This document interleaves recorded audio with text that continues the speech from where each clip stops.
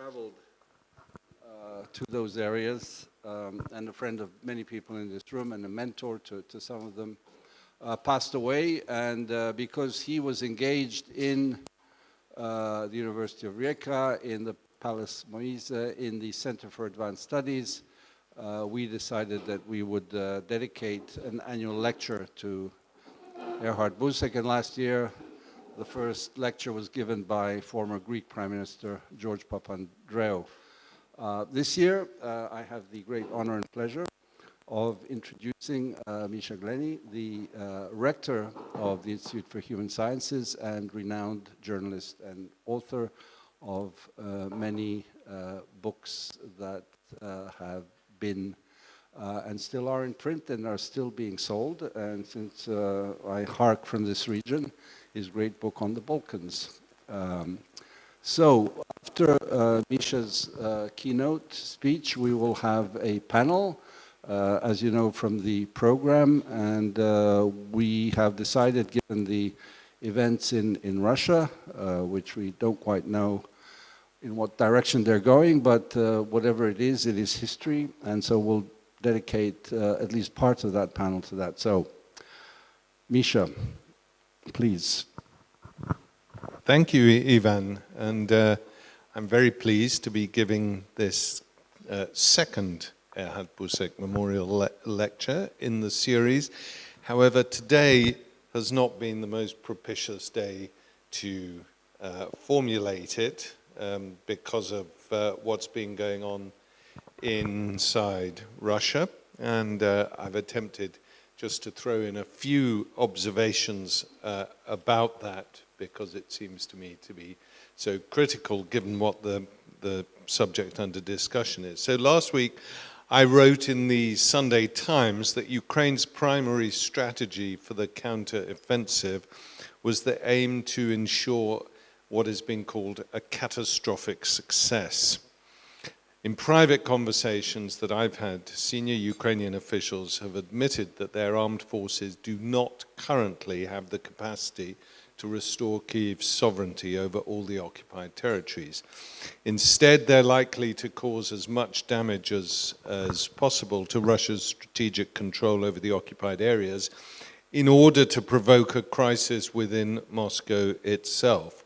The more pain inflicted by the Ukrainian forces, the theory goes, the higher the likelihood of a political meltdown in the Kremlin. Well, the counteroffensive has barely started, and it appears to be working, but I don't think we can call the events over the past 24 hours that I don't think it amounts to the start of a catastrophic success. But more importantly, it hasn't been triggered by a rapid move towards Crimea, which is what people were expecting the counteroffensive would likely consist of on the part of the Ukrainian armed forces. But I've made some observations that I've been, as I've been following the events over the day, and the observations are as follows. These are the things you should look out for in what's happening.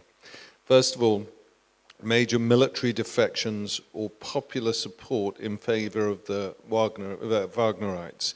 In terms of the military defections, the Wagner organization is claiming that there have been military defections already, both in assisting Wagner from sending a considerable convoy of armed men and vehicles to Rostov and to Voronezh as well in the north. There are several hundred Wagner vehicles on the road to Moscow now, apparently about between 1 and 2 hours away, and that appears to be their goal at the moment.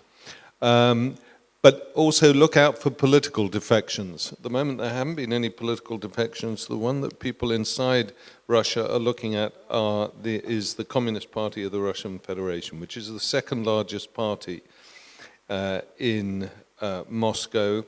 in Russia, less ideological than it used to be, but with the eye on the main chance. And Wagner has been, and Prigozhin in particular, has been talking about the need to tackle corruption, inequality, and so on in some of his rants in the past 2 to 3 weeks. Some people are interpreting this as a play for support from the Communist Party, but keep your eye open for the politics behind the drama of the military. The second thing you want to look out for is obviously any open conflicts between Wagner and military units. As far as we know, these have not yet happened in any to any significant degree, although Chechen units are alleged to have entered Rostov-on-Don, where the military headquarters is currently occupied by Wagner. Also worth keeping a close eye on any of the paramilitary FSB forces and other of Putin's Praetorian Guards.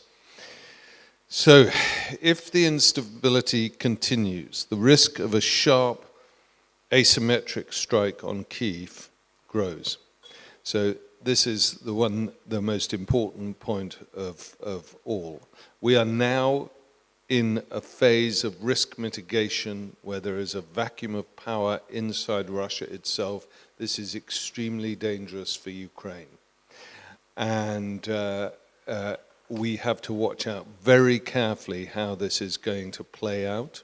We don't know what Wagner's and Prigozhin's real motives are at the moment. We don't know whether this is an elaborate hoax in order to facilitate a new phase of the war in Ukraine. So I would counsel everybody against any premature sense that this is going to all end up very nicely and smoothly in the next 48 hours or so. Nonetheless, the Ukrainians are, of course, aware that the next few weeks and months represent their best chance of decisively influencing the outcome of this conflict. As Kiev well understands, 2024 and the presidential election campaign in the United States that culminates on November the 5th next year will impose strains and limitations upon the Biden administration's willingness to provide weapons, intelligence, and political support for Ukraine. A Republican victory, whether Trump, DeSantis, or any other candidate, will likely lead to a major geopolitical recalculation. The clock is ticking here, and everybody involved is aware that the clock is ticking. All of this is really to state the obvious, that we have too many unknowns, known unknowns, too many possible black swans, such as Wagner's armed insurrection, both on the battlefield and in the wider theatre of politics, to have any confidence at the moment in what the impact of the conflict on a post-war Europe will be. In simple terms, we don't know who is going to win in what form. Nonetheless, there are at the moment, even with what's going on in Russia, 4 possible outcomes. A Ukrainian victory, a Russian defeat, and a decisive victory at that for Ukraine by breaking through to Crimea. A Russian victory, which now seems less likely, by which I would mean, though, holding on to a sufficient amount of territory, Crimea in particular, so that Putin can justify maintaining his position in the Kremlin. But as I say, at the moment, that is looking less likely. Then we have the possibility of the gradual cooling of the war into a frozen conflict, but one which would thaw much more easily than other frozen conflicts around the periphery of the Russian Federation. And the 4th possibility is escalation with the possible deployment of 1 or more nuclear devices by Russia. So, it would be both complicated and to a degree redundant, because we don't know which is going to be the outcome, to map out what each scenario might imply for Europe. And so instead, I want to look at those problems which Europe will face regardless of the outcome of the war. And these we can divide into 2 categories. There are those which are already well known but remain stubbornly insoluble, and those which will become obvious in the next 5 years or so.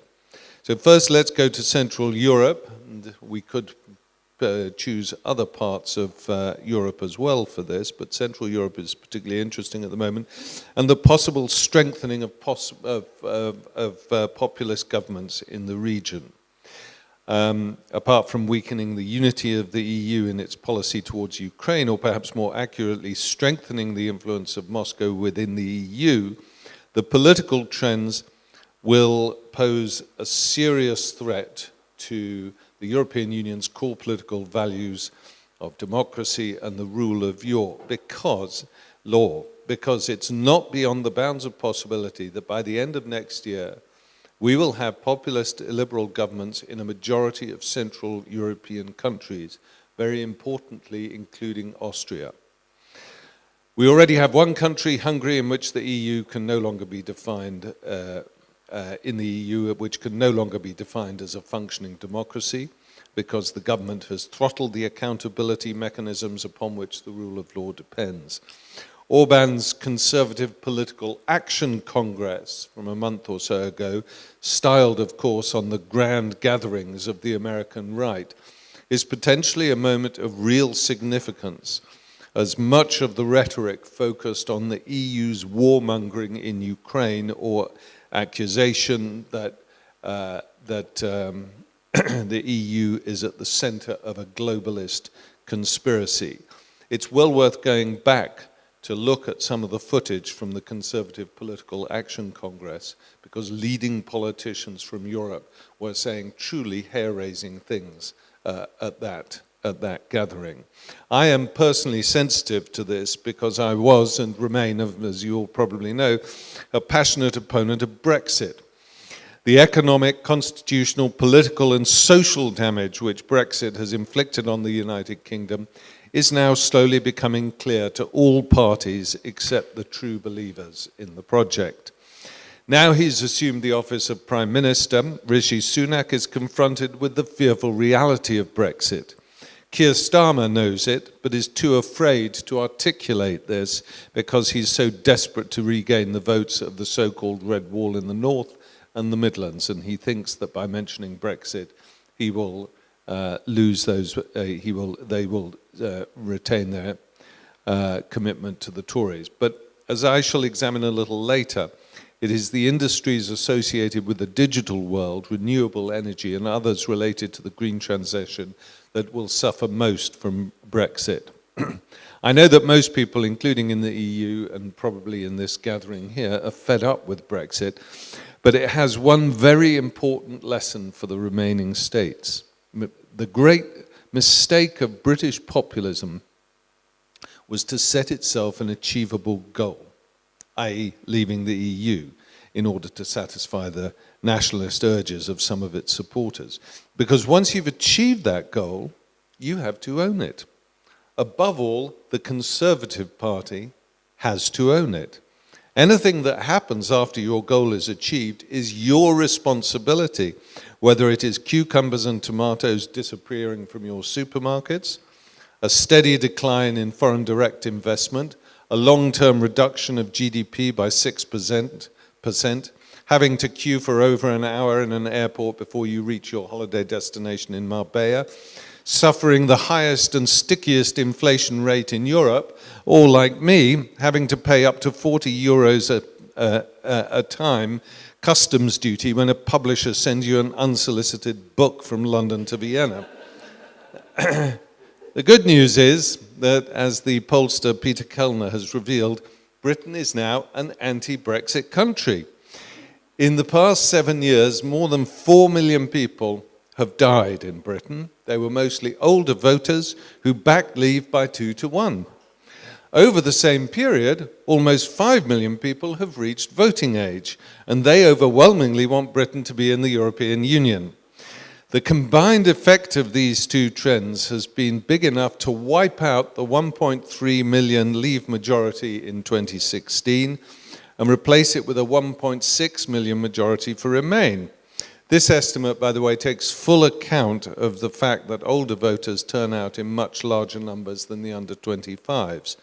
If the referendum were held today, Remain would defeat Leave by 17 million to 15.4 million votes, again, assuming nobody has switched side. And the latest poll of polls reported by the National Centre for Social Research shows that a referendum held today would produce a decisive 56 to 44% majority for rejoining the European Union rather than staying out. So now that a steadily growing majority in the United Kingdom believes that Brexit has been one big confidence trick, the Conservative Party is busy cannibalizing itself. Like Saturn, the revolution is now eating Tories, faction by nutty faction, over breakfast, lunch, and dinner. Brexit is the primary reason why many right-wing populist movements in Europe have toned down their exit rhetoric.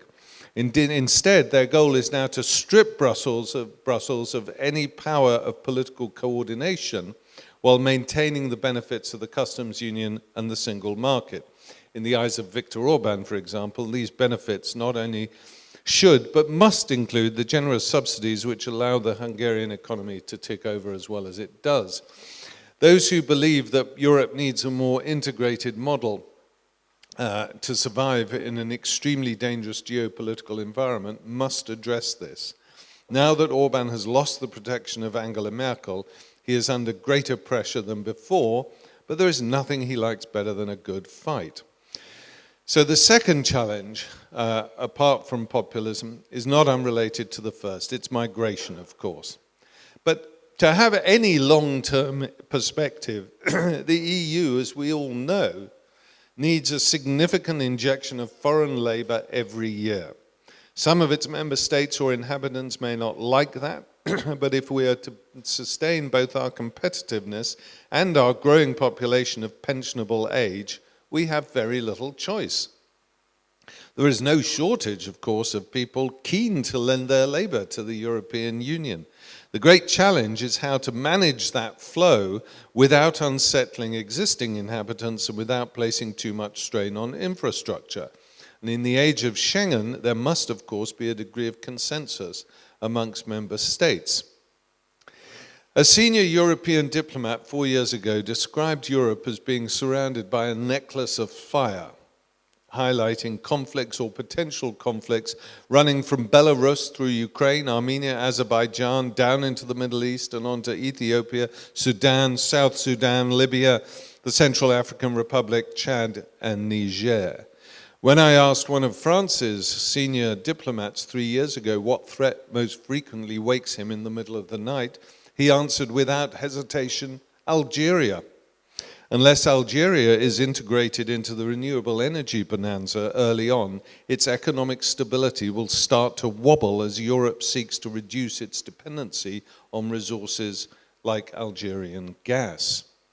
These and other potential conflicts have triggered the mass migration of tens of millions over the past decade. The great majority of Syrian refugees do not find their way to Europe. They remain stuck in Jordan, in Lebanon, where a quarter of the population is still made up of refugees from Syria, despite the deep economic crisis in Lebanon. They come from Turkey, over Turkey. They are stuck in Turkey, they're stuck in Libya. Instead of establishing an efficient method of processing these refugees, Europe and the UK are recruiting workers primarily for low-paid jobs in Nigeria, the Philippines, Nepal, Bolivia, Sri Lanka, and similar countries.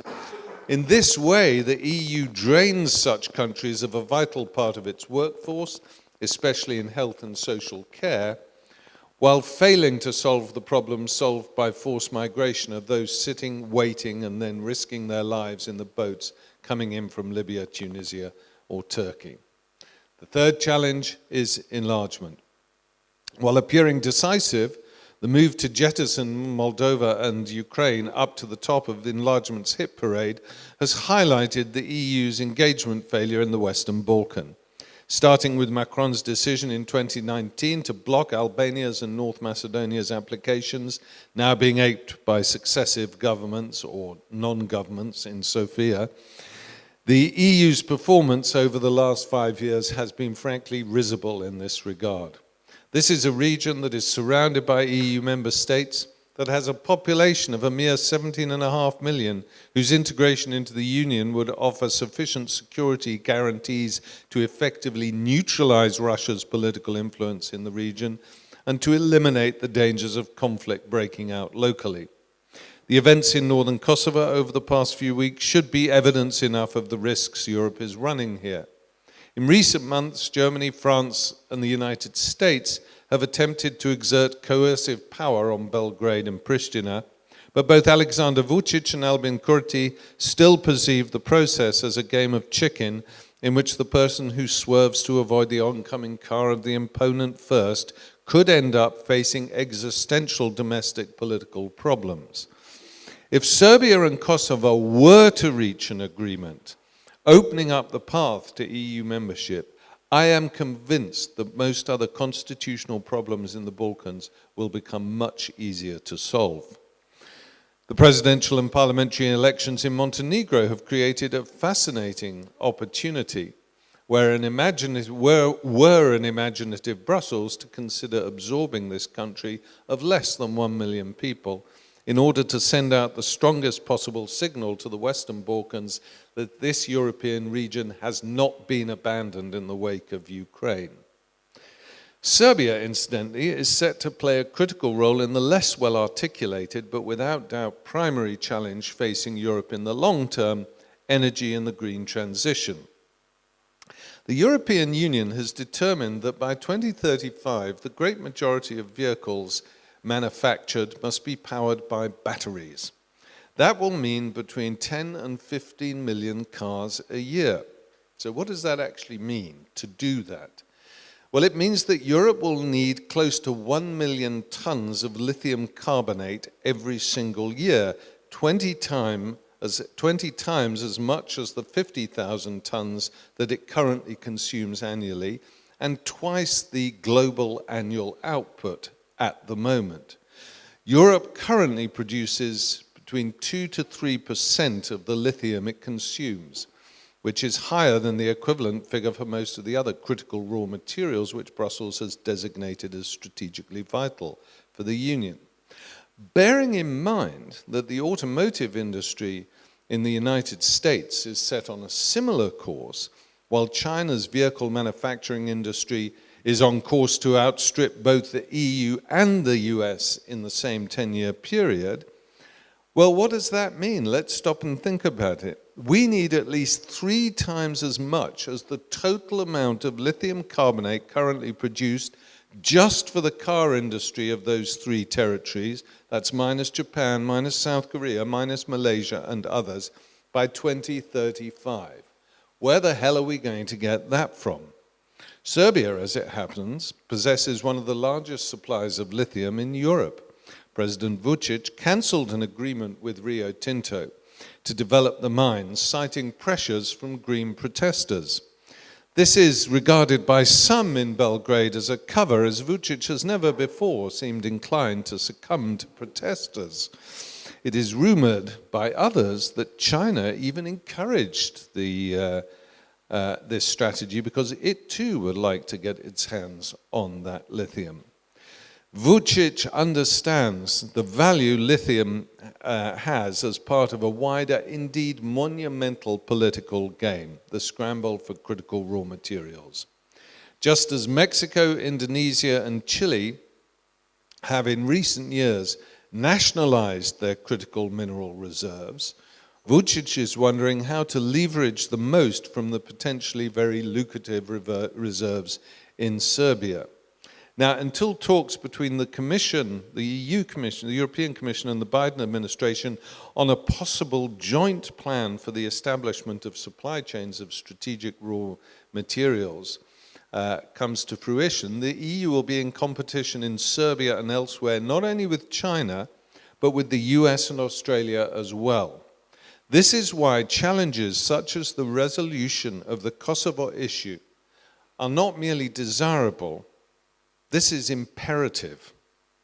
The absence of a secure supply chain in most of the critical materials, threatens the predictable manufacture of 15 industrial sectors, without which society can barely function and without which there can be no green transition, ranging from laptops through wind turbines to electric vehicles.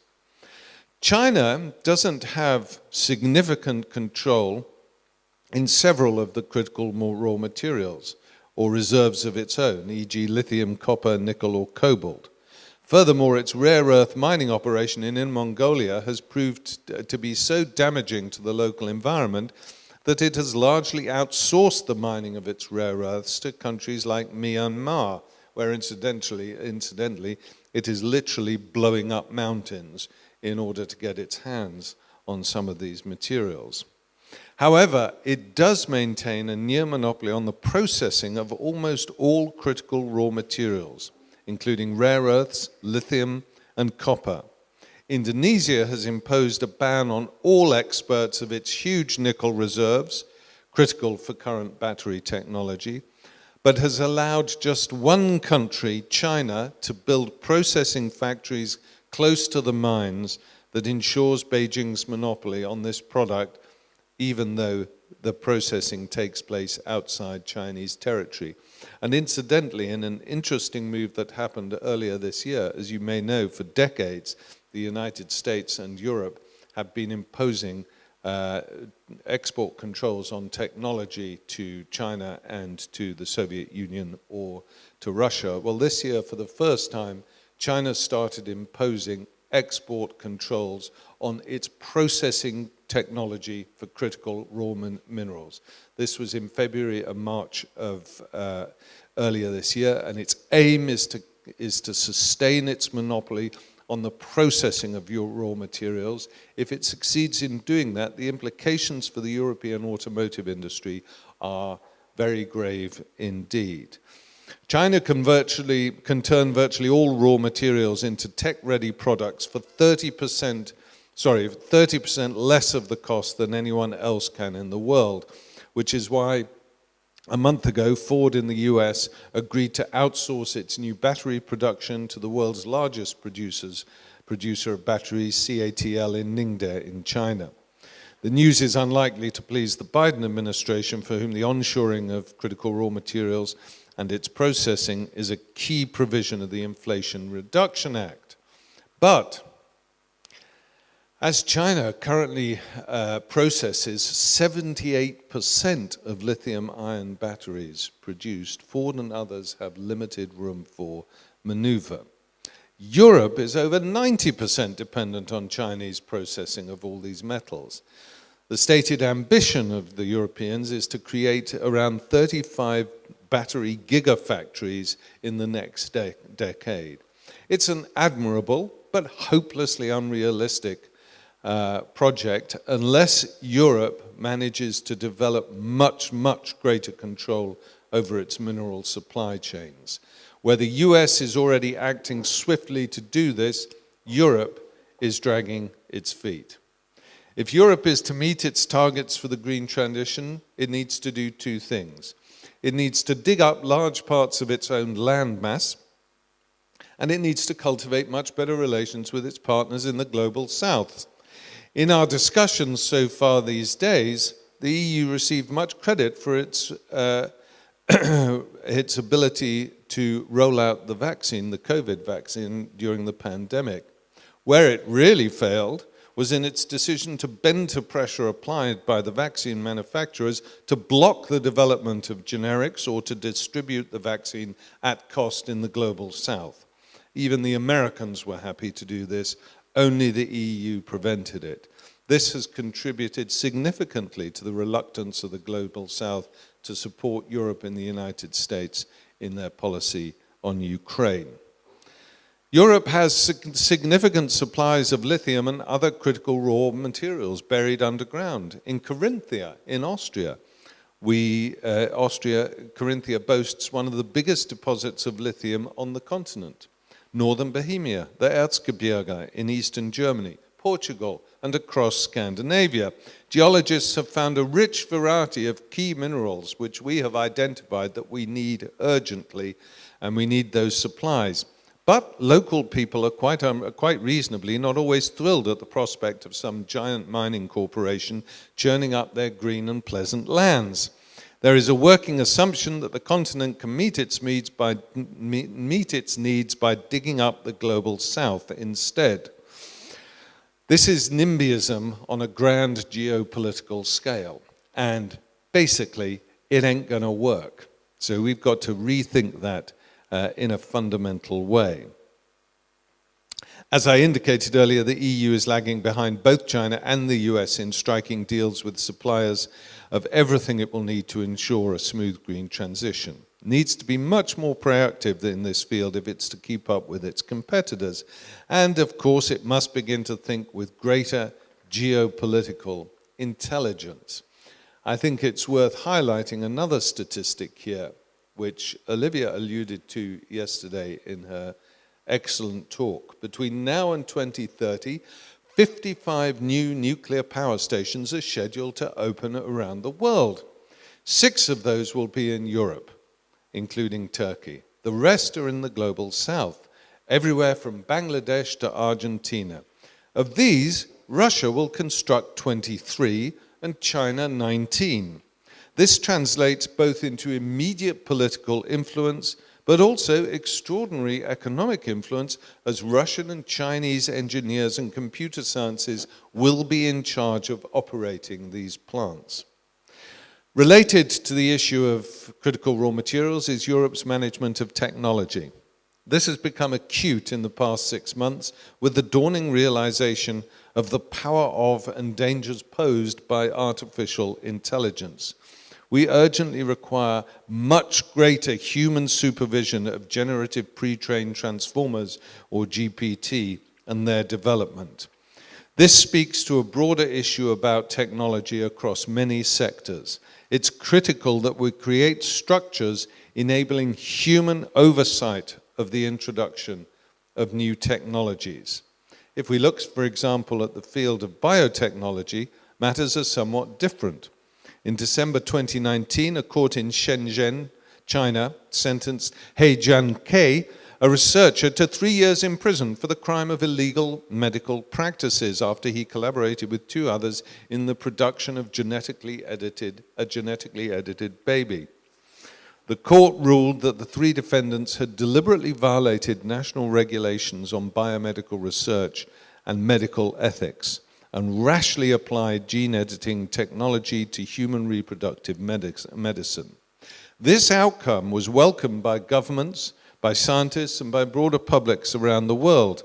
There is a consensus that the manipulation of human genes must be strictly controlled. This is made much easier, although not all gene therapy is conducted in universities. Most of it is, and they themselves are under much stricter state supervision. But when it comes to computer technologies, an entirely different structure and value set exists.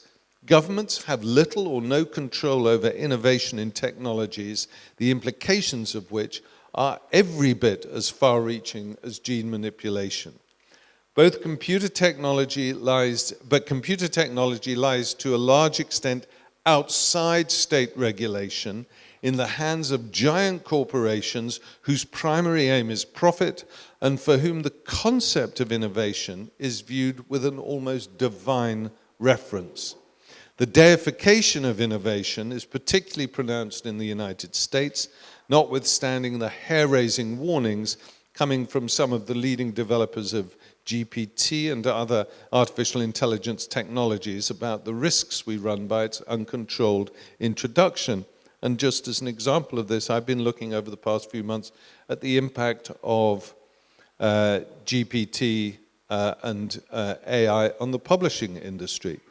For those of you who need to translate material very frequently, you will have noticed in the past 4 months that Microsoft Word now has a translation facility on it. I translated a 4,000-word article that I'd written in English into German, and then gave it to a German speaker to edit it. And she said that she found only 4 minor mistakes, and 1 serious grammatical error. That was a 4,000-word article. It took 2 minutes to, I beg your pardon, about 10 seconds to translate it. Now, this is going to turn the publishing industry upside down for a whole variety of reasons, not just the translating, but also proof editing, copy editing. And in April, I was having dinner with a leading publisher from New York, one of New York's most eminent publishers, and I casually said to him, so what's GPT doing for you?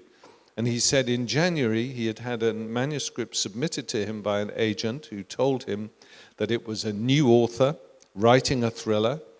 He said, I read the first half of the thriller and I wanted to publish the book. He said, I read the second half, and of course it fell away, as all thrillers do, which incidentally means that ChatGPT understands that all thrillers are crap in the second half when they're first produced. So he returned to the agent, and the agent pointed out that this entire book was written by ChatGPT. He then turned it down, but the agent has since found an author, a publishing house for it, and that will be published. For those of you who want to know what the logic of this means, I strongly urge you to go back to the 1954 short story written by Roald Dahl called The Great Automatic Grammatizator, in which all of this is predicted. In 1954, it's a short story, it's only about 14 pages long, and you can find it on the internet. Quite extraordinary stuff. So AI is about to turn our middle-class work environment upside down. So what the Chinese response to AI has been predictable. It's been to impose strict controls on the development of GPT in the People's Republic, and we don't yet know how effective that is going to be, whether that will give the United States a critical competitive edge. But here in Europe, we should lead in producing the essential guardrails to manage the disruption and havoc that artificial intelligence is already wreaking in sectors such as education. And finally, to end up, I come to the planetary challenge. As the UK is finding, forging your way through the storms of contemporary geopolitics can be a very lonely little journey indeed. It was the Inflation Reduction Act and Europe's response to Biden's strategy of onshoring and rebuilding the American jobs market, which finally led the British establishment to realize that it was squeezed between 2 trading leviathans either side of the Atlantic, and a China who will be equally brutally pragmatic when it comes to the relationship with Britain. Basically, Britain cannot survive because it doesn't have the financial firepower to match up with the subsidy regimes that are emerging in the United States, the European Union, and of course already existing in China. Britain will have to come back into the single market if it is to survive. Europe's not helped by the fact that its primary ally, the United States, is cranking up its competitive relationship with China. And this is really, all of these challenges are very taxing and exacting strategically, but it is how Europe positions itself in the US-Chinese relationship that is critical. I personally am slightly worried that neither Biden nor Antony Blinken really understand China and its sensibilities.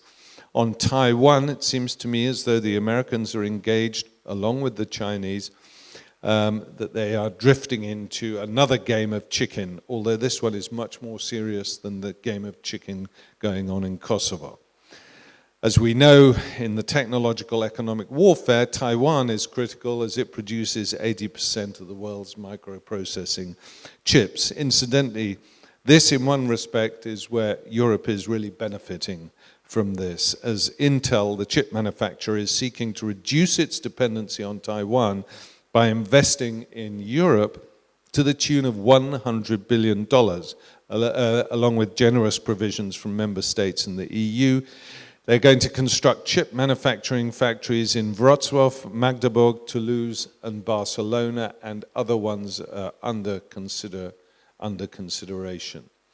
Europe has several fundamental weaknesses which it has to urgently address if it's to compete in this new great geopolitical game.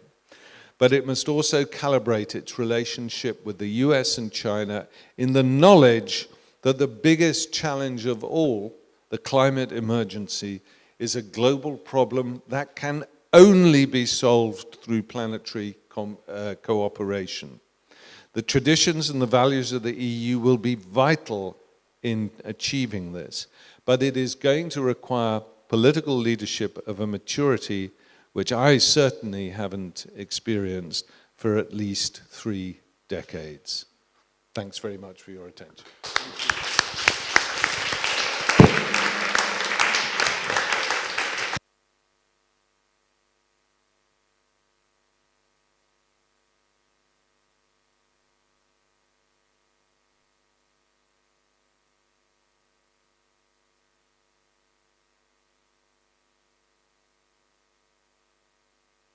Very much, Misha. Needless to say, very dense, very many questions, taking us down rabbit holes and making us see the light at the end of some of these. Nothing easy about all these challenges, but we have about 45 minutes to discuss, so I'll ask our panelists to join Misha here. Nathalie, Stefan, and Heather, who is back. So we'll add here. Nathalie, sit there. Just take this chair. I'll sit on this side.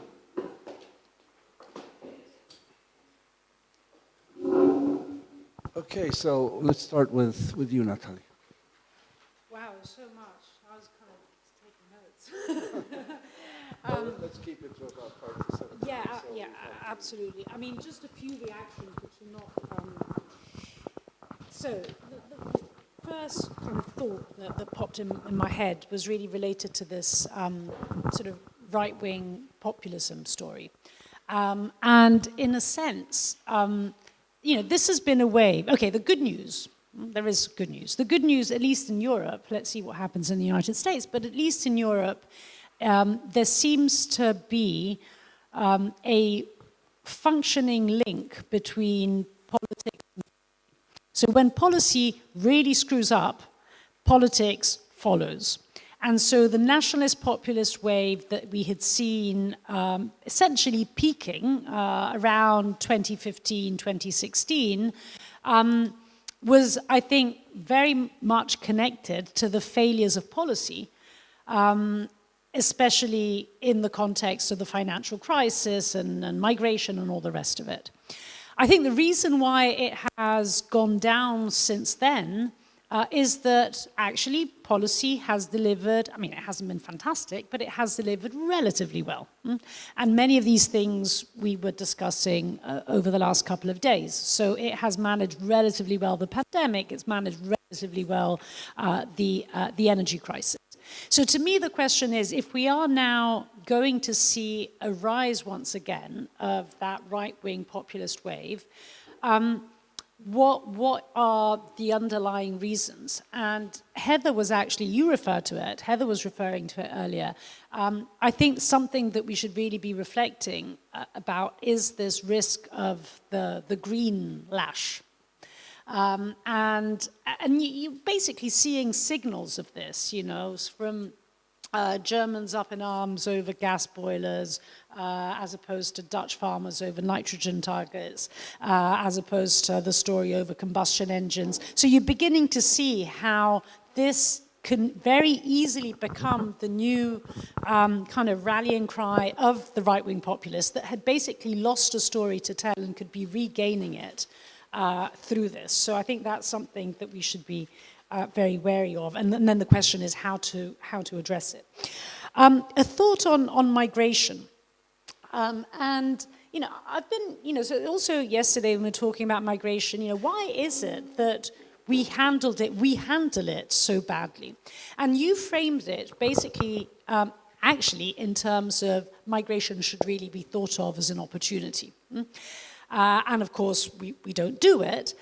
And of course, we frame it as a crisis. But the truth is, maybe I'm saying something slightly controversial, that it's actually not a crisis. And perhaps, because normally Europe is relatively good at least it does something to avoid collapse when it's really faced with a crisis. And so, although it concocted migration, or some kind of concocted migration as a crisis, it was never really a crisis. I mean, there was never some sort of invasion of migrants. And so, in a sense, we could afford not to act at all. And so there's partly not been any action because there hasn't been a crisis and we only act in crisis, and partly because we're terribly bad at acting to seize opportunity, which is really what migration should be about. A third thought on the energy transition and then the climate story. You know, you talked about basically how Europe is just dreadfully behind when it comes to many of these green technologies, and the way in which China is beginning to move in the sort of weaponizable interdependence, or rather dependence game, particularly as far as processing is concerned of critical raw materials. And I wonder, you know, you said, and I think you're absolutely right, you know, sort of, we're never going to meet some of the targets that we've set ourselves. And so I wonder what our approach should be. Should we be trying to play this desperate game at catch-up on whatever, solar? Or should we be doubling down on those areas where we still have a bit of a chance to make some headway, like, I don't know, wind? And basically, in a sense, in a logic of kind of a trade logic, but applied in a completely different way, applied in a context of weaponizable interdependencies. So basically kind of doubling down on things that we're slightly better at, because we're not going to catch up on things that we're far too behind on. Hang on a second, there was a last point, but I can't read my handwriting here. Okay, final point, Global South. And I think I think the contradiction that I think was revealed both with the pandemic and with the war/energy crisis, I mean, the contradiction, or actually something that we're far too familiar with, is our navel gazing. I mean, in a sense, you know, you're absolutely right. You know, yesterday here yesterday afternoon, I was talking about, you know, how fantastically well we'd done on the energy crisis and the pandemic. And the contradiction is that we did fantastically well internally, completely ignoring the external ramifications of this. And of course, in a sense, both the measures that we put in place, both in terms of the vaccine procurement and in terms of gas diversification, in a sense, were exactly the reasons that have then vindicated all of the right stereotypes that the global south has of Europe. Now, in a sense, these two things are actually connected to one another, yeah, because I asked myself, was there a way of actually doing both things? I think on vaccines, there probably was. I'm not entirely sure that there was a way of replacing, in a matter of months, Russian gas without going left, right, and center, buying gas everywhere, and inevitably kind of pumping up prices and that no one else other than us basically could afford. So I don't know whether there was a solution to gas. I think there definitely was a solution that we didn't take on vaccines. Anyway, not very ordered thoughts, but I think it was a fantastic talk, basically. Thank you. Really fantastic. And I'm also going to just pick cherries out of your cake, Misha. So the first cherry is number 3, about enlargement. Just a couple of remarks about the fact that I think that, frankly, the real problems and the real controversies and difficulties about enlargement are not where the debate is now. The debate is about stuff that people want to discuss, not the awkward truth that they will have to discuss at some point. So first of all, I just give you the contention that institutional reform is a total red herring. The EU has never deepened before it enlarged. It's always done it in reaction. I think, Nathalie, you said something like this yesterday. I was half listening to the webcast as I lay in my fevered state. Yeah, it always happens afterwards because it's just too difficult to do. And that's why it's always been the case. But also, so what's happening right now is people are coming up with institutional reform ideas based on what they wanted to do anyway and putting it under the Ukraine heading. I'll just give you a very simple statistic of my very own that I managed to tot up. You can see I'm moving to Bruegel, but I'm really not an economist. But if you actually add up the populations of Ukraine, Moldova, Georgia, and the whole of the Balkans, so all of the candidates, including Georgia, apart from Turkey, you come up with roughly the same population as the UK. Now, the EU 28 had institutions which contained the representation of the UK, about 68 million people, right? So there's a big Britain-shaped hole, which is waiting to be filled by the Balkans, Ukraine, Moldova and Georgia, I would contest. You can just up the numbers of MEPs and votes in the council and reweight, and you just redo it. You just go back to EU 28 status quo, you know, of about sort of 2019. So it's quite simple. I can see people writing this down. These back of the envelope calculations can be very powerful. So that's not the issue. What are the real issues? I'll just give you 3. One is CAP. There is absolutely no way that Ukraine can join the current CAP, but that's a good thing, because the current CAP is totally bust. I mean, what a disaster it's been for the environment. It hasn't also been good for most small farmers. It's only good for the really big, huge industrial farmers who've been trashing the planet and not providing good quality food anyway. But that means that basically Ukraine will be excluded from it. So, but I think that connects to also what I think will happen on the budget, which is some kind of off-budget financing for Ukraine, which is separate. Because it would be too difficult to fit Ukraine into the current budget at 1% of GDP with all the reconstruction costs. So much more likely that given the costs of not wanting Ukraine to be part of the CAP and the enormous costs of reconstruction, which will begin long before accession, that will mean that one of the big bones of contention in previous enlargements, which was how can countries afford to take on the EU's environmental acquis, that will be tackled much earlier, because Ukraine will be built back, we hope, to some extent a lot greener, and therefore meeting much higher standards with financing from elsewhere, not from the EU budget. So the budget is also a bit of a red herring, frankly. The really tricky issue is going to be, A, the reconstruction, well, B, there's Russia, but let's not go into that right now, but C, also justice and home affairs, an area that very few people pay attention to. It'll be very hard to bring Ukraine into the European arrest warrant, into judicial cooperation, all these technicalities, police intelligence sharing right now, and that's why the 7 criteria focus so much on this. But I think that's what will be tricky in the negotiations, actually, is Ukraine being forced, like many of the Balkan countries have had to do, prove over and over again, yes, actually, our judiciary functions well, our police can be trusted, etc. That's going to be the difficult thing. So that would just be my point on enlargement. The problems discussed now are not really where the real problems will be. But the second one I'd like to address is your points about populism, because we've moved a long way from the populist agenda of 10 years ago when it really started to emerge. And yet, the essence of populism remains the same. Essentially, populism is a thin-centered ideology that posits that there is an elite who are corrupt, and there are the people who have a unified interest, and I, the populist, represent the interests of the people. I understand them instinctively, and I represent their interests. And then you just go around looking for issues to beat the elites with. You just go around looking for sticks to beat the elites with. Migration is a perfect one, which served really well for many years until everybody basically joined the populist agenda, more or less. Orban won that argument as the chief populist in power during the 2015-16 crisis. Most of what he was asking for, which was considered outrageous at the time, is now the policy of most member states. So it's a pretty bad situation. So that means they need a new stick to beat elites with, and that means the green wedge. That means climate is the new thing. There are a few other issues around, also pretty unpleasant. Racism is still alive and well, but climate is the new issue.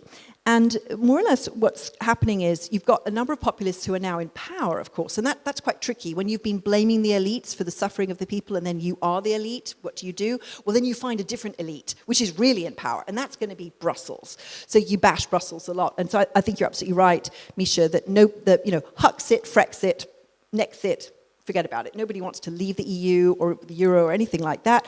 But what you can do is undermine the EU from the inside. You can basically block things in the council, in foreign policy positions.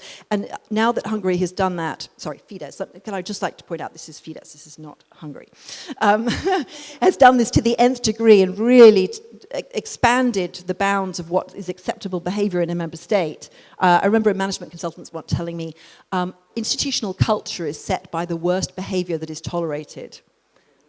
This is exactly what's happening in the EU now, by Fidesz behaving in this, what was considered completely outrageous way and getting away with it. Others start to play that game too. And it's not just peace either. I mean, I'm really worried what happens when Fico comes back, what happens with various others who come in when, we have a different president of France. That's very scary. So that is going to just keep happening. We can expect that the EU will be undermined. The EU is uniquely vulnerable to populism in a way that national governments are not, because it's so complex, it's so hard to understand, it's so opaque, and because nobody really feels European identity as something which could trump a national identity. Stefan and I wrote a paper about this, I don't know how many years ago, was it 8 years ago? Anyway, it was basically, can the EU survive populism? And our conclusion was more or less, not really, but we're hoping to keep going for a bit longer yet. And that kind of thinking is also driving climate. So, as just discussed. So on the green lash, I just wanted to have a little thought experiment for a moment about which parts of the European Green Deal are politically resilient, which parts of sustainability are sustainable. Even if European Parliament ends up with a really quite horrible result for the Greens, and the EPP, is the largest party and turns really very anti-green. I think it probably won't be able to do that completely because the impacts of climate are actually being felt. People are actually starting to feel them in their daily lives in Europe. They're pretty mild in comparison with what's coming, but even so it's there. But say that happens. Which parts of the Green Deal would carry on even if the political will is no longer there? Well, it's quite encouraging on energy because people are actually making money out of it. So these famous S-curves that the various eco-management consultants are putting forward, they really work in energy now, and renewables really are competing. And there are some other sectors where the green alternative is cost effective and cost competitive with the old brown ones. And that's absolutely key. And I think that's what could remain at EU level, the key agenda that keeps moving, because now that it's there in the targets, it's there in the Green Deal policy frameworks, it's actually quite hard to remove it. That's where regulation really has its benefits and subsidies can't compete in this respect. That if you change the regulations that basically change the cost calculations about the different products. You don't ban things. Very little has been banned out of the European market. In fact, those are the things like the REACH extension and so on that haven't gone through. But most of the things which simply make it more and more expensive to do the brown thing and cheaper to do the green thing, that will carry on. So it's not as if the agenda is entirely dependent on political will, but of course large parts of it are. And the most important part that is really dependent on political will is what the Commission is hoping to put forward as Green Deal 2.0 for the next term. And that's finally to bring environmental degradation, biodiversity and ecosystem services onto the agenda, to move away from the purely climate, the carbon part, which has been the focus so far, and actually move into the nature part. And we've just seen with the backlash, the green lash on the Nature Restoration Directive in the European Parliament, how badly that can go. Now, why does this matter? There's a fantastic report that I really recommend everybody reads from 2021 by Pavan Dasgupta for the UK Treasury, who were amazingly far-sighted, called The Economics of Biodiversity. And that's the report that sets out how the externalities, as economists call them, of environmental degradation have just been systematically excluded from all economic modeling, all economic policies, and why that is so dangerous and so damaging. We've now got to the point where even Frans Timmermans is going around saying, hey guys, biodiversity collapse is a nearer term risk than climate change in terms of our daily lives. I mean, food production, just give you one stat, food production in Europe depends 70% on natural pollinators, and a lot of those pollinators are now at risk of extinction. Okay, so this is a huge issue. That's what should be coming onto the agenda next. So if we end up just focusing on decarbonizing energy, yes, that's important. Yes, that's a huge amount of emissions. Yes, emissions matter. Absolutely, all of that. But if we don't go on to nature degradation, we could end up with a massive catastrophe. And here, I could just go back to the populism point to finish, which is, how will that affect the way Europeans do politics? Is that going to make us wake up in an enlightened frame of mind and say, we must bring in the externalities. We must address our centuries of neglect of nature. We must go out and hug trees. Or will it make people hide under their duvets, turn up the heating or the air conditioning, and say, sauve qui peut? Let's build a nice big wall because huge numbers of climate refugees are coming. Let's try and avoid whatever we can from these terrible things by, if you have money, buying land that has a source, has a spring, and essentially just deepening the inequality, not only between global north and global south, but actually between European societies.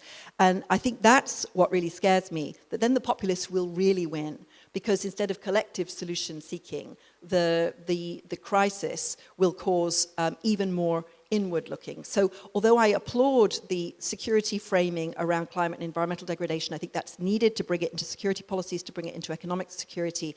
It also worries me because security makes people panic. And the panic reaction is the worst thing that can happen. And I just end with a quote by T.S. Eliot. Many of you probably read The Wasteland at school. And there's a fantastic line in it which he expands upon, which is very simple. Humankind cannot bear very much reality. Thank you very much. Listening to Misha's excellent presentation, I was thinking again and again, Europe is really not in a very good place, basically. And this made me think of two Spaniards. One is Javier Solana, for whom I worked for a long time, who wrote his first European security strategy in 2003, which starts with the famous sentence, Europe has never been so prosperous, so secure, nor so free. And it was full of optimism. It basically said Europe, together with the US, will change the world in our own image, basically. Liberal, democratic, rules-based order will triumph basically everywhere, right? And 20 years later, in October 22, another Spaniard, Josep Borrell, gave a speech to students where he said something on the surface very similar. He said basically, Europe is the best way the mankind has come up in terms of political freedom, social security, and prosperity in the world ever. Europe is a garden, but much of the rest of the world is not a garden. It's a jungle, and the jungle might take over the garden, right? He got beaten up very badly for that, and he had to, rightly so, right? But what's interesting about it is in the space of 20 years, the perspective has changed 180 degrees. From the optimism that liberal democracy and rules of law will basically take over the world to a fear that the disorder in the world will risk what we have achieved basically inside the European Union since the 1950s, basically. And I think this change of perspective has two roots. One is developments in the world outside, basically, and that relates to the return of geopolitics, 15 years of democratic decline. You've referred to the internet disinformation, which will be much worse with AI, no question about it. The crisis of globalization, the rise of protectionism everywhere, and of course the very real manifestations of climate change that get worse from year to year. This is the one dimension which gives us a much sort of darker look on the world. And the other one is basically the changing weight of Europe in the world. I think good Gideon Rahman wrote something in the FT recently. He pointed out that in 2008, the EU economy and the US economy were the same size. And now, in 2022, the US economy was 30% bigger, right?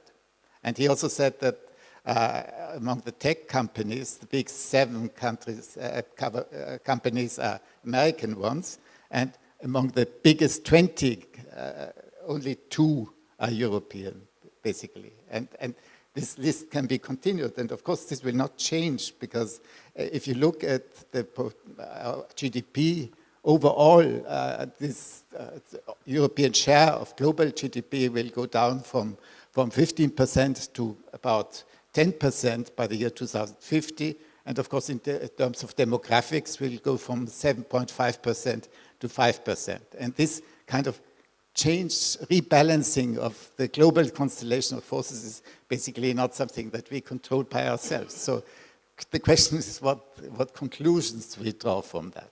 And the big slogan over the last years in this regard was strategic autonomy, right? And in terms of, we briefly discussed it yesterday, when it comes to military sphere, this is sort of ambivalent at the moment because of the impact of the Russian aggression in Ukraine. Probably in terms of territorial defense, this is not on the agenda anymore. This will be handled within NATO. And I think Sweden and Finland clearly expressed that they trust the Article 5 more than the Article 42.7 of the EU treaty. And one can perfectly understand why they come to this conclusion. But strategic autonomy remains hugely relevant in terms of economic external relations, because somehow the policies, trade policies, competition policies, etc., were developed at an age when we assumed that any kind of economic partnership was a win-win thing, automatically. And in the situation of the weaponization of everything, this is no longer true. So all these policies have to be rethought, have to be made more robust, more resilient, and that's a huge amount of work. The dependencies have to be reduced, the supply chains differentiated, critical capacities, you refer to them, have to be built up. This is a huge task, and I think the Commission is tackling many of these things, but it's an order of magnitude bigger than what is happening at the moment. Now, the one point that I still wanted to make, referring to a remark, is on the US-China rivalry. If I talk to my former colleagues in Brussels, what keeps them awake at night, it's precisely that. And you've heard this kind of contradictory and very mixed messages that came out of the von der Leyen Macron visits and the Baerbock visits. So Europe is at the moment really quite confused about to handle this issue. And I think in terms of the kind of economic interests, they are basically compatible between Europe and the US. We want fairer trading regime. We want to ensure that critical technological exports have to be controlled, that investments have to be considered much more carefully. This is not so much of an issue. I think there is, the G7 summit indicated convergence basically between Europe and the US on this issue. But the bigger problem, I think, is that the long-term aims of Europe and the US might be quite different, because Europe essentially would like to have China as a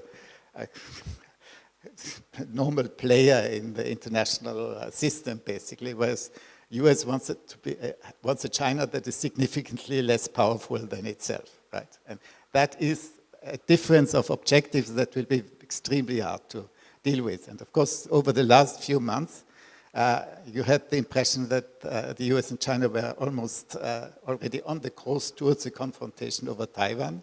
And that would be a devastating development for Europe, because, of course, also because of its huge leadership and very successful leadership in the Ukraine case, the US will expect solidarity of Europe. But, of course, when it comes to sanctions, I think this will be an issue that will put Europe under tremendous strain. I think many studies have shown that decoupling will have a much more devastating impact on Europe than it would have on the US. Also, I would say there is a big difference to the former Cold War, because the former Cold War between the Soviet Union and the US was about Europe, basically. And so European positions and views had to be taken into account by the US. The new one will be about the Indo-Pacific, and I'm not quite sure Washington will listen very carefully to what European governments will have to say on this issue. So Europe will bear a major part of the cost and a considerable part of the risk of this policy without being able to influence it very successfully. So I think Europe will need to use the very limited influence that it has to sort of to mitigate the tensions and to work towards greater cooperation on this issue. But I think this is maybe for the next 10 years, when the world is after Ukraine and maybe after Russia, this will still be a huge challenge. Thank you very much. Thank you, Stefan. Let's open it up to the floor. Do raise your hands, those of you who want to comment, ask your questions. Or is fatigue setting in? Or are people hungry? Okay. Christoph first, then Luke. Okay. And then we'll collect, and then Misha will give thoughts on some of the issues he wants to pick up. Well, thank you, Misha. A great lecture. And thanks also for the three of you also packed really a lot into your responses. I think there's maybe just one point I want to make on migration. I think if we simplify, we can say we have currently two debates on migration in Europe. One is led in sort of in the business rooms and the labor ministries in a growing number of member states, where the discussion is how actually we attract more labor. And then we have the other debate, which is more in the kind of interior ministries, and the question there is kind of how do we keep people out? How do we block people from arriving? And here, frankly speaking, we are in a quite horrible situation. While everyone was pointing the finger at Mr. Orban in 2015, this now at virtually every single entry point where we have kind of a slightly higher inflow of asylum seekers has become sort of the rule of the day. Yeah. So we have virtually everywhere systematic policies of rather brutal, ruthless pushbacks or pullbacks, with the slight exception of Cyprus, but they don't want to have a border inside their island. Now, if we want to change this, I think there is a potential. It's quite clear you can control borders only in a human way in cooperation with a partner on the other side. And I think there is a lot of value of combining the two debates we have. Because in order to kind of establish a good, long-term cooperation with countries on the other side of the border, you have to make an attractive offer. And I think on this, the interior ministries have really desperately failed over these last years and decades. But something which is very attractive for many countries would be kind of, legal migration in terms of an annual quota of labor migration, work visas, student visas.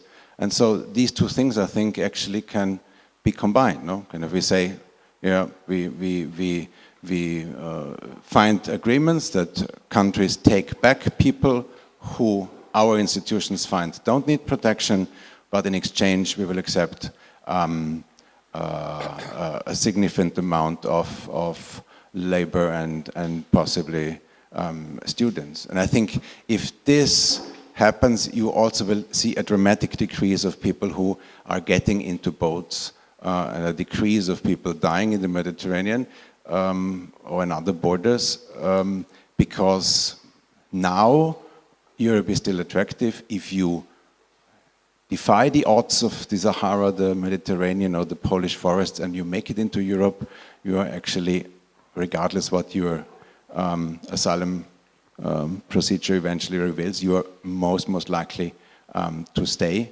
And if sort of we would have agreements which function, which would return people who don't need protection, I think the incentive to try these journeys would decrease quite significantly. Thank you. Thank you. Luke. Yeah, I thought what Stefan said about the inside-outside question was very, very interesting, and relates to the migration question, right? Because it used to be that the European Union had this concept that it would establish, that it would push the zone of security outwards to its near abroad, and what it meant by that is democracy, human rights, economic development, the rule of law, nice things. Now the European Union has the conception that it pushes the zone of insecurity outwards, and what it means by that is deal making with authoritarian actors in order to incentivize keeping people there, even though, as Misha rightly said, we need them. So in 2 decades there's been a transformation, if you like, in European policy. But the thing that I wanted to ask you about, because I'm not totally sure of the answer, is that I thought there were 2 things going on in your lecture around technology that were not necessarily consistent with one another, and they're both things I support. I think you're absolutely right that the people's vaccine should have been global and everything, and that was such a mess up on the part of the European Union, even though the United States got it right. But then on other technology issues, and it relates to this China question, of course the United States is in a very different place. And I guess when I look at something like the CHIPS Act, as someone who thinks that jobs should be high quality technology jobs should be coming back to the United States, I'm happy with that aspect of it.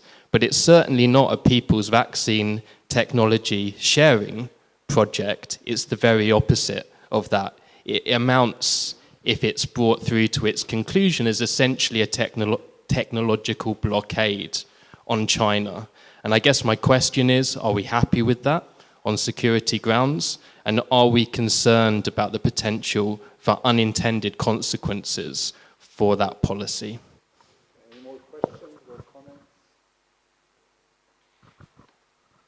Okay, I'll ask a question, and then we'll hand it over to you. So, as you can expect, this question of lithium in Europe, and you enumerated the places where there are very rich deposits on the continent, and obviously given from where I am, which is Serbia, and there's, for those who followed, a huge story around this, and it's unclear where it's going. One of the avenues of the debate is that Serbia might open a lithium mine, but it is asking either for a serious processing and a battery factory, or even an electric car factory to compensate for the damage that will be done, so that it can maximize the profit from that. So, very simply, what are your realistic assessments about where in Europe actually one can start mining for these things? So back to you, and obviously, Misha, you can choose any of these issues that you want to address. Well, I've only got 2 questions, which is great. The CHIPS Act is very interesting, Luke, because essentially what the Americans are doing with their monopoly on the chips, I mean, 80% a Taiwanese company, but 80% of the chips are made by one Taiwanese company, but that Taiwanese company is very, very committed to collaborating with the United States in terms of controlling the access to the technology. This is the one area, critical area, where the Chinese have not been able to copy and develop their own industry. On most of the other industries, including Stefan, or maybe it was who brought up wind. So on the wind farms, the Chinese are about to start flooding the market with wind technology, a la solar panels.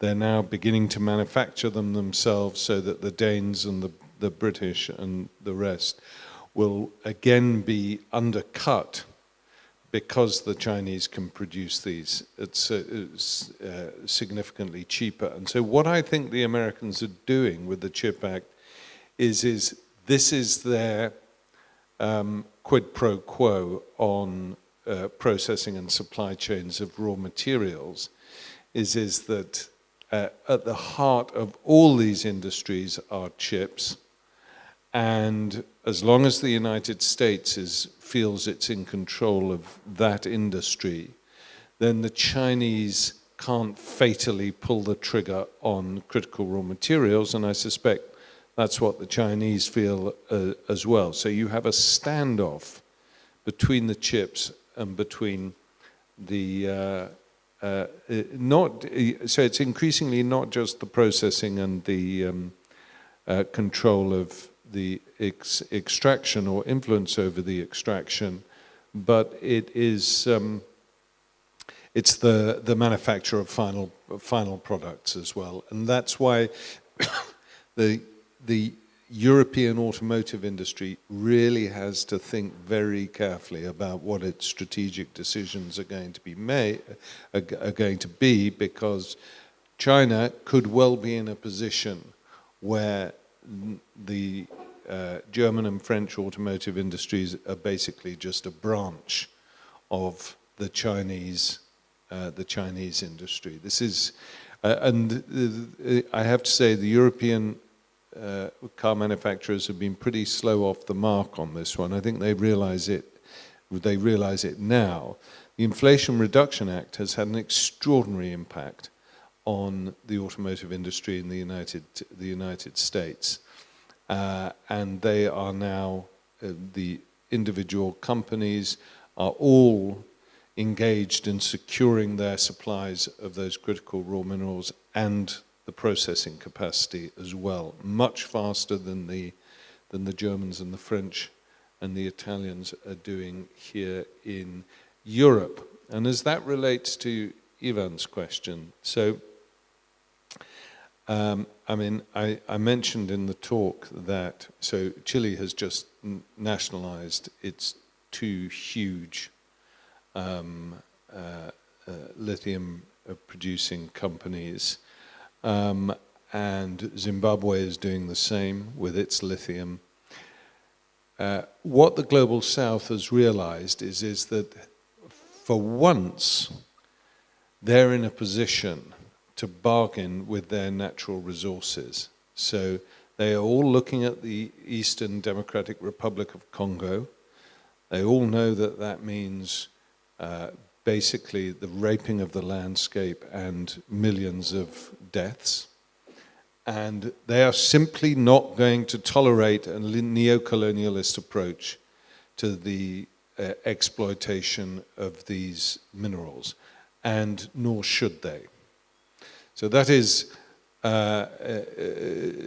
this is going to be a much more level playing field than resource extraction has been in the past, or at least I certainly hope so. In terms of Europe, obviously one of the reasons why Serbia is so interesting is because it's outside the European Union, and so you have this kind of neo-colonialist attitude to the lithium in Serbia, but Portugal is another one.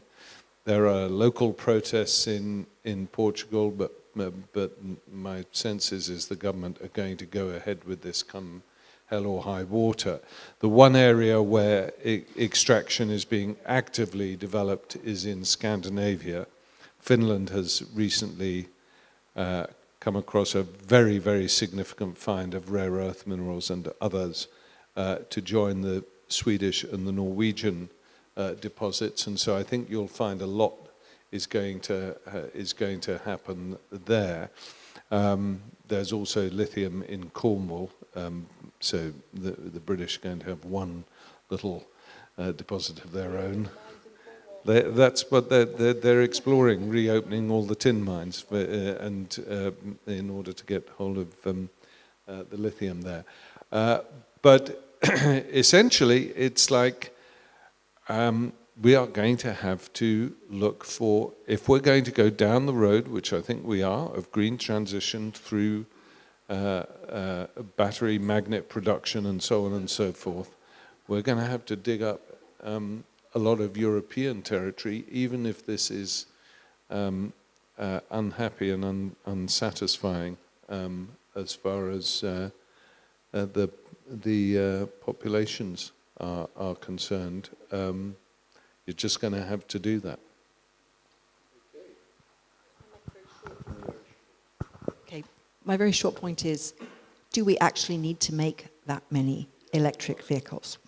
There's a very good study out now called Less Mining, More Mobility, which points out that the individual family passenger car, it was a really very inefficient thing at the beginning and has now become completely unaffordable. This is a very important point, and it's a debate that's going on outside the public domain largely, because of course it's such a third rail point in terms of, in terms of the green lash, basically. So, but it's a significant issue. I was going to be more radical than Heather and say, why don't we scrap cars altogether? And that goes to Olivia's point about the meeting in Brussels that was thrashed by The Economist. But there will be plenty of food and drink where we can elaborate on all of these issues. So let's thank Misha and the panelists once again. That was terrific. Thank you.